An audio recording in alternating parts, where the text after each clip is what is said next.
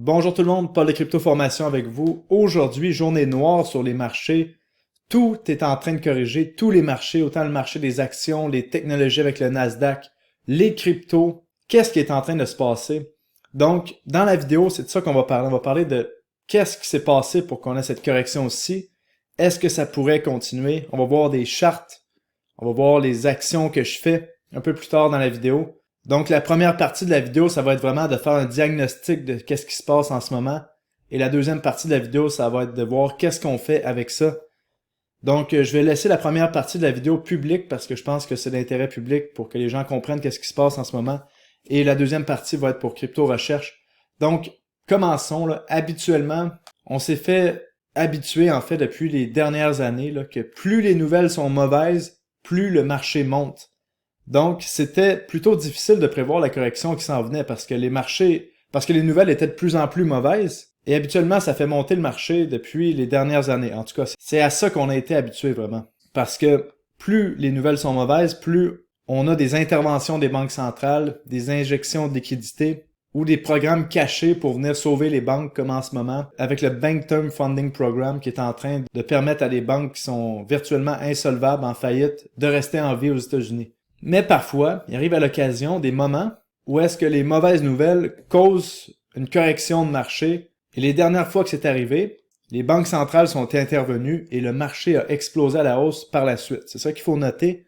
Parce que les dernières fois que c'est arrivé, si on pense à la crise du COVID, le crash qu'on a vu ici, on a eu un crash massif et ensuite les banques centrales ont injecté de la liquidité et ça a fait remonter tous les marchés. Ça a été la même chose comme on voit ici sur le marché des actions. On a le crash du COVID, où est-ce que le marché des actions s'était pris moins 40%, en fait moins 35%.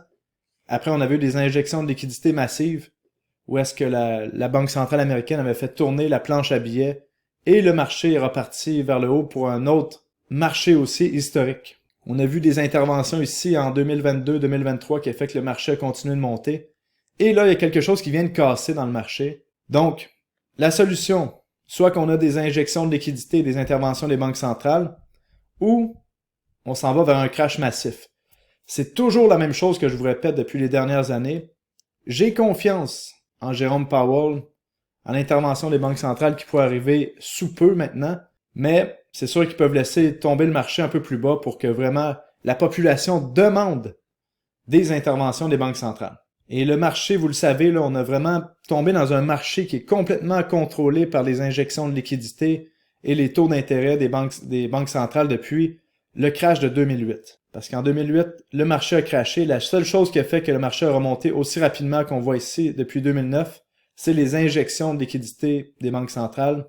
Donc, ça veut dire imprimer de l'argent à partir de rien et baisser les taux d'intérêt presque à zéro pour que ce soit facile d'emprunter de l'argent.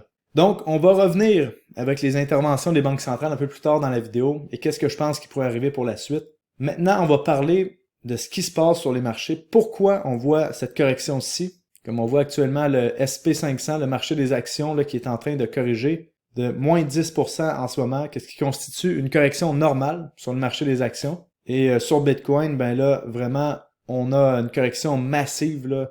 Vous l'avez vu là, depuis les 7 derniers jours, en seulement 7 jours, moins 30% sur Bitcoin. Donc, on peut dire que le marché a décidé que la correction de mi-cycle n'est pas terminée sur le cycle haussier des cryptos. Et on peut sortir le bon vieil adage là, que lorsqu'il y a du sang dans les rues, même si c'est le vôtre, ben c'est le temps d'acheter. Donc, pour les gens qui leur restent du capital de côté, honnêtement, ça peut être un moment historique pour acheter, surtout les altcoins qui se font complètement décimer en ce moment. On va aller voir ça un peu plus tard dans la vidéo. Donc, pourquoi le marché corrige? Ça, c'est la question que je veux qu'on réponde en début de vidéo. Mais là, on a des rumeurs de récession importantes sur les marchés. Donc, une récession, habituellement, c'est lorsqu'on a un ralentissement économique ou est-ce qu'on a 2 trimestres de suite où est-ce que le produit intérieur brut est négatif. Ou qu'il y a des pertes d'emploi énormes, comme là, ici, en ce moment, on voit l'indicateur Sam Rule qui est en train de traverser une ligne qui, habituellement, lorsqu'on la traverse, il y a une récession. Et ça, là, vraiment, ça a fait peur au marché. En plus de ça, on a des discussions de la Fed, comme quoi qui voudrait baisser les taux d'intérêt, comme je vous ai expliqué la semaine passée. Vous l'avez vu, même s'ils baissent les taux d'intérêt, le marché peut monter comme descendre. On est allé voir les 10 dernières fois où est-ce que la Fed avait baissé les taux d'intérêt. Et en général, il n'y a pas de conclusion logique qu'on peut en faire. Mais en ce moment, on a un indicateur qui a presque 100% de taux de succès, ici qui nous dit qu'on s'en va vers une récession. Mais, il faut l'avouer, c'est très rare qu'on voit que le marché prévoit une récession, là, parce qu'on s'entend qu'on entend parler de récession depuis des semaines, comme si tout le monde allait avoir raison qu'il allait avoir une récession. Donc pour moi, ça ressemble vraiment, encore une fois, je vais le dire, à un porno de la peur. Mais on a un indicateur qui a un taux de succès incroyable ici qui nous dit qu'on va avoir une récession. Donc c'est dur à dire, parce que si on laisse aller le marché, oui, on s'en va vers une récession. Mais si les banques centrales interviennent, sortent un programme de liquidité, baissent les taux d'intérêt, rachètent les bons du trésor, ben le marché va continuer de monter, puis on peut se sauver d'une récession encore de façon virtuelle. Une récession qui va arriver peut-être plus tard en 2025, même ça va être peut-être une dépression, parce qu'à un moment donné, les banques centrales ne pourront pas manipuler le marché et contrôler tout ça à l'infini. Mais ce qu'on voit en ce moment, c'est que si il n'y a pas d'intervention des banques centrales, on s'en va en récession. Maintenant, la correction va se poursuivre s'il n'y a pas d'intervention des banques centrales, mais j'ai confiance qu'il va en avoir une d'ici les 2 prochaines semaines, parce qu'en général, pour qu'on ait un gros programme d'intervention des banques centrales, ça prend une crise. Et là, bon, ben, on a une crise, parce que voici les autres éléments qui expliquent. Bon, c'est toujours après qu'on explique une correction, mais est-ce que ça sert vraiment à quelque chose? Parfois oui, parfois non. Mais les autres éléments qui expliquent la correction, ben, c'est les tensions qu'il y a au Moyen-Orient avec Israël. Il semblerait que la guerre est en train d'escalader en ce moment. Est-ce qu'une guerre cause un crash de marché habituellement? Ben, ce qu'on a vu dans les dernières guerres, c'est que oui, ça peut causer une correction sur le court terme, mais habituellement, la guerre, malheureusement, c'est bon pour l'économie. Donc, ça fait tourner la planche à billets, ça donne des raisons d'imprimer de l'argent à partir de rien pour faire tourner la guerre perpétuelle, et ça fait tourner l'économie. Donc, on a des rumeurs de guerre qui causent la peur en ce moment. Autre chose qu'on a dans le marché, on a le Japon. Vous voyez ici le marché du Japon, là, le Nikkei 225, les 225 plus grandes entreprises japonaises. Que le marché est en train de corriger fortement. Ici, là, on voit moins 25%. Donc, on est revenu effacer tous les gains de 2024 sur le marché japonais. Qu'est-ce qui se passe au niveau du Japon? Ben, on a vu les Japonais, les banques centrales japonaises, en fait, augmenter les taux d'intérêt, comme on voit ici. On est à 0,25%. On était à 0% d'intérêt, même des taux d'intérêt négatifs. Là, si la charte ne ment pas ici, là, depuis février 2024, on a commencé à monter les taux en mars 2024, et là, on a monté les taux d'intérêt à 0,25%. Donc, ça l'a fait en sorte qu'on a eu une cascade de liquidation que je vais vous expliquer en quelques mots ici. Là, en fait, on a vu le yen prendre de la force. Là, ici, on voit le yen versus le dollar. Donc, la charte est inverse. Là. Quand cette charte-ci descend, ça veut dire que le yen japonais prend de la force. Donc, pourquoi est-ce que ça fait crasher le marché si le yen japonais prend de la force? Ben, c'est parce que les gens, depuis 2009, à peu près, les taux d'intérêt sont à 0 au Japon. Donc, qu'est-ce qui arrive? C'est que les gens empruntent des yens, là, créent des nouveaux yens qui leur coûtent à peu près 0$ à imprimer, même des taux d'intérêt négatifs, et achètent des actifs à risque avec les yens. Parce que, vous voyez, ça vous coûte 0$ d'emprunter des yens, et vous pouvez, par exemple, acheter des actions ou des bons du trésor avec ça qui vous donnent, par exemple, du 5% d'intérêt par année américain. Et là, tout à coup, on vous dit que, ben là, non, vos yens sont plus gratuits. À partir de maintenant, on emprunte avec un taux d'intérêt. Donc là, bon, ça fait une cascade de liquidation pour les gens qui étaient trop en levier là-dessus. Et en plus, le yen prend de la force. Donc, pour rembourser votre prêt, ça vous coûte plus cher. Donc, c'est pour ça qu'on voit vraiment une destruction des marchés sur le court terme japonais. Donc, ça, c'est vraiment, ça vient impacter sur le court terme le marché des actions mondiaux, en fait, tous les marchés des actions. Donc, ça, c'est pour tout ce qui est macroéconomie. C'est ça qui se passe actuellement. En même temps, il ne faut pas oublier que les banques américaines, comme je vous expliquais en début de vidéo, sont en train d'avoir des pertes non réalisées les plus importantes qu'il y a jamais eu là, depuis tout le temps.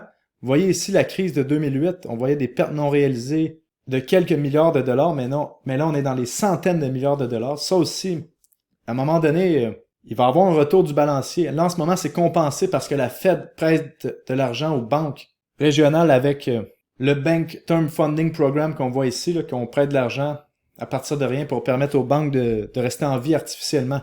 Et niveau crypto, pourquoi ça crache encore plus sur les cryptos? Quoique là, on est en train de faire une belle remontée avec la correction qu'on a vue ici. Est-ce que ça va rester comme ça? Ça, on va le voir dans les prochains jours. Et on va en parler un peu plus tard dans la vidéo des chartes. Mais qu'est-ce qu'on est en train de voir aussi au niveau des cryptos? Ben, on a Jump Trading ici, qui était un des gros market makers, donc qui donnait de la liquidité dans les marchés crypto, qui se faisait poursuivre par la CFTC, donc tout ce qui régule les commodities, et la SEC en même temps. Et là, sont en train de vendre massivement tous leurs actifs qu'on peut voir ici. Là, donc, on va revenir sur les actifs, mais là, Jump Trading aurait vendu pour 500 millions d'Ethereum. Qu'est-ce qui aurait causé le gros crash majeur ici qu'on voit sur Ethereum là, pendant les 7 derniers jours, on était à presque moins 40%. Et Jump Trading, donc, serait pendant que tout va mal, en même temps, comme par hasard, serait en train de liquider leur portefeuille crypto. Et là, vous voyez ici leur portefeuille crypto qui malheureusement contient des cryptos intéressantes, dont Solana, Lido, Pit, TrueFi. Donc, ils peuvent être impactés sur le court terme malheureusement. Donc, tout ça, ça a amené une cascade de liquidation majeure sur les cryptos. Et on voit encore qu'en ce moment, c'est les contrats futurs qui dictent le prix du marché et non les réels bitcoins physiques ou les crypto-monnaies physiques. Parce que, qu'est-ce qui a causé ça ici? La correction qu'on voit, là, c'est une cascade de liquidation des gens en levier qui nous fait assister au plus gros crash des cryptos là, depuis vraiment 2022. Là. On n'a pas vu quelque chose comme ça sur les marchés depuis 2022. Et là, on va aller voir les chartes et à quoi est-ce qu'on pourrait s'attendre pour la suite. Mais pour une idée macro, si vous voulez vraiment une idée macro, avant qu'on passe vraiment en privé pour crypto recherche, je pense que si vous voyez les banques centrales intervenir avec un plan d'injection de liquidité et baisser les taux d'intérêt agressivement, je pense que ça pourrait sauver le marché. Donc autant le marché des cryptos que le marché des actions. Et aussi, ça fait des mois que je vous parle de la correction de mi-cycle. Je vous en parlais que ça allait arriver lorsqu'on était au début de l'année 2024. Je vous parlais que je pensais que la correction de mi-cycle était terminée ici avec le bear trap qu'on a vu. Et là, on a une remontée spectaculaire à 70 000 $. On vient corriger de nouveau encore plus bas. Pour être honnête, je pense que là, cette fois, on pourrait être très proche de la fin de la correction de mi-cycle. C'est très difficile de prévoir un bas dans le marché des cryptos et les hauts, mais on peut prévoir les tendances. Donc honnêtement, c'est ça que j'aurais à vous dire. Maintenant, allons voir les chartes. Commençons avec le VIX. Ça, c'est l'index de la peur. Et vous voyez ici, l'index de la peur est allé aussi haut les 2 dernières fois qu'on est allé aussi haut sur l'index de la peur.